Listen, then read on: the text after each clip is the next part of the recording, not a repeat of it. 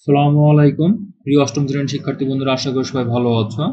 এই ভিডিওতে আমি তোমাদের আসন্ন ষান্মাসিক সামষ্টিক মূল্যায়নে ইসলাম শিক্ষা যে মূল্যায়নটি হবে, অর্থাৎ আগামী 10 তারিখ তোমাদের যে মূল্যায়নটি হবে, সেই মূল্যায়নে কি ধরনের প্রশ্ন বা নমুনা নির্দেশনা তোমাদের থাকবে সেগুলো নিয়ে আমি ইনশাল্লাহ এই ভিডিওতে আলোচনা করব। অর্থাৎ তোমাদের সিলেবাসটা মোটামুটি কি কি বিষয়ে আছে সেই বিষয়গুলো নিয়ে আলোচনা করব। তো শুরুতে শিক্ষার্থী বন্ধুরা, আমরা যদি এই বিষয়টার ইসলাম যে বিষয়টি রয়েছে, ইসলাম বিষয়টির যদি আমরা সিলেবাসটি খেয়াল করি, তো দেখা যাচ্ছে যে পাঠ্যপুস্তকের শুরু থেকে 72 নম্বর পৃষ্ঠা পর্যন্ত এখানে বলা আছে যে শুরু থেকে 72 নম্বর পৃষ্ঠা পর্যন্ত তোমাদের মূল্যায়ন সম্পাদিত হবে। তো এখন শিক্ষার্থী বন্ধুরা, তোমরা যদি 72 নম্বর পৃষ্ঠা পর্যন্ত খেয়াল করো, তোমাদের দেখো যে 72 নম্বর পৃষ্ঠা হচ্ছে অধ্যায় যে 2 আছে, অধ্যায় 2 পুরোটা, ঠিক আছে, হজ পর্যন্ত আর কি। অর্থাৎ আকায়েদ, আল্লাহর পরিচয়, রাসূলগণের প্রতি ঈমান, খতমে নবুয়ত, ঈসা আলাইহিস সালাম ও ইমাম মাহদী আলাইহিস সালামের আগমন, আখিরাতের প্রতি ঈমান, কিয়ামত, তাকদীরের প্রতি বিশ্বাস, শাফায়াত, শিরক। এরপর অধ্যায় 2 ইবাদত, সালাত, সাওম, যাকাত এবং হজ পর্যন্ত তোমাদের এই বিষয়গুলো নিয়ে আলোচনা করা হবে। তো শিক্ষার্থী বন্ধুরা, আমরা যদি পুরো বিষয়টাকে একটু সামারাইজ করি, তোমাদের এখানে ইসলাম শিক্ষা যে বিষয়টি রয়েছে সেখানে তোমাদের একক কাজ, দলগত কাজ এগুলো দেয়া থাকবে। তো এখানে তোমাদের কমন কিছু ইস্যু আছে। ইস্যুগুলোর মধ্যে হচ্ছে তোমাদের একটা প্রোগ্রাম আয়োজন করতে বলতে পারে, ঠিক আছে? তো এই প্রোগ্রামে তোমরা হচ্ছে কোন কোন বিষয়গুলো নিয়ে আলোচনা করবে বা কোন কোন বিষয়গুলো তোমরা নিয়ে উপস্থাপন করবে, সেমিনার করবে, সেই বিষয়গুলো থাকার সম্ভাবনা রয়েছে।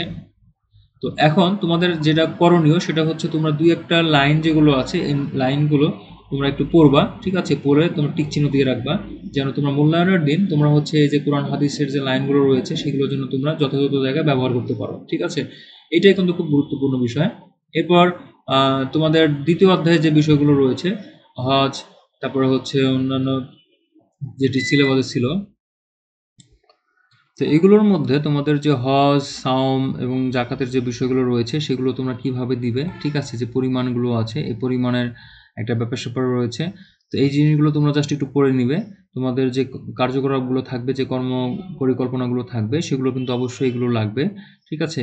তো শিক্ষার্থী বন্ধুরা, তোমাদের করণীয়গুলো আমি আরেকবার বলছি। তোমরা এই লাইনগুলো পড়বে যে তোমাদের আসলে এখানে যে কোরআন বা হাদিসের যে বিষয়গুলো রয়েছে, যে সব বাক্যগুলো রয়েছে সেগুলো তোমরা অবশ্যই ব্যবহার করার চেষ্টা করবে।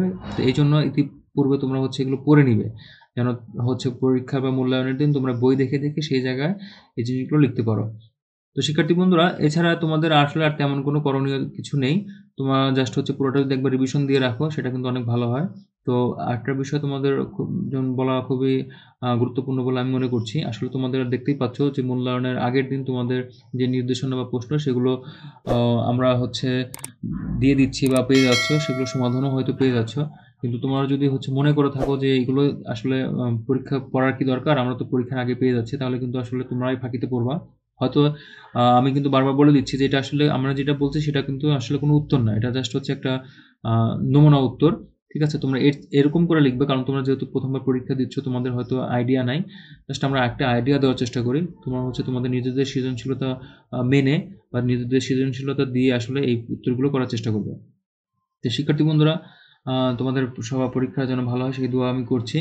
আর অবশ্যই তোমরা হচ্ছে ভিডিওটিতে লাইক দিয়ে চ্যানেলটিকে সাবস্ক্রাইব করে বেল আইকনে ক্লিক করে রাখো, যেন তোমাদের যে নমুনা প্রশ্ন রয়েছে এবং সেগুলোর উত্তর আপলোড করার সাথে সাথে যেন তুমি নোটিফিকেশন পেয়ে যাও। ধন্যবাদ সবাইকে, ভালো থেকো। আল্লাহ হাফেজ। আসসালামু আলাইকুম।